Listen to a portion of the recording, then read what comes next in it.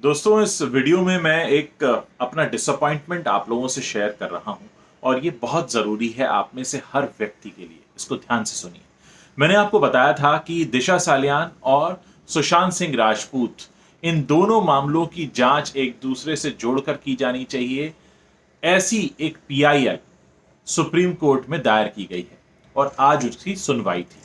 आप जानते हैं आज इसकी सुनवाई नहीं हो पाई और उसकी वजह क्या है? क्योंकि जिसने पिटीशन फाइल की थी उनके वकील साहब ही नदारद थे। सुप्रीम कोर्ट में आजकल सुनवाई ऑनलाइन हो रही है, वीडियो लिंक के जरिए, और वकील साहब जिन्होंने पिटीशन फाइल की है उनके वकील साहब पहुंचे ही नहीं, यानी वो कनेक्ट ही नहीं हुए।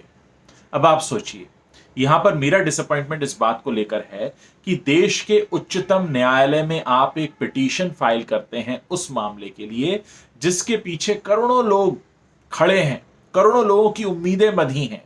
वो पिटीशन आप फाइल करते हैं, बहुत अच्छी बात है, लेकिन उसकी सुनवाई के दौरान आपके वकील साहब मौजूद नहीं होते।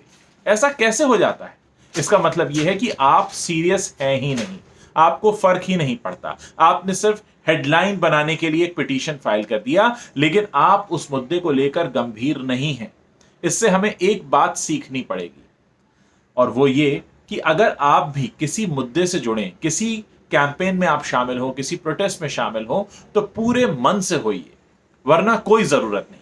आप सोचिए, देश के उच्चतम न्यायालय में आपकी सुनवाई होनी है पिटीशन पे और आपके वकील साहब ही वहां नहीं है। ये कितनी बड़ी भूल है, कितनी बड़ी गलती है, कितना बड़ा आपने एक तरह से फॉर ग्रांटेड लिया।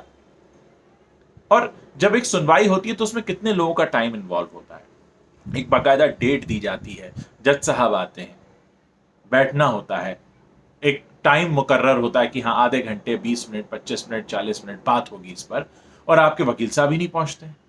ये कितना कितना डिसअपॉइंट करने वाला खबर है। मैंने तो जब से इस खबर को देखा, पढ़ा, सुना, मुझे लगा कि ये कैसे लोग हैं, इतने गैर जिम्मेदार क्यों हैं ये लोग। क्योंकि या तो अगर आप किसी मूवमेंट से जुड़ जाएं तो पूरी तरह से जुड़ जाएं, वरना मत करें, कोई जरूरत नहीं। आप खुद सोचिए, आज अगर इस मामले की सुनवाई हो गई होती तो कुछ एक आगे हो सकता है रास्ता खुल जाता, हो सकता है आज की सुनवाई में तय नहीं होता तो इसकी एक अगली डेट दे दी जाती, लेकिन वकील साहब ही नहीं पहुंचे।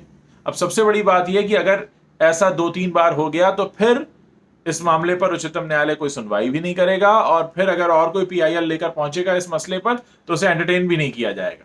तो आप ये सोच लीजिए। तो हमें रिस्पेक्ट करनी चाहिए, हमारे ही देश के संस्थान हैं, इनकी हम रिस्पेक्ट नहीं करेंगे, इनके टाइम की रिस्पेक्ट हम नहीं करेंगे तो कौन करेगा? और वो भी इतना बड़ा मुद्दा कि आप ये चाहते हैं कि इस मामले की जांच सीबीआई से करवाई जाए, ऐसी आप पिटीशन फाइल करते हैं। सुनवाई के मौके पर आपके वकील साहब नदारद हैं। तो इस चीज को मैं डाइजेस्ट ही नहीं कर पा रहा हूं कि ऐसा ऐसा कैसे हो सकता है। आप लोग इस पर क्या सोचते हैं, मुझे जरूर बताइए।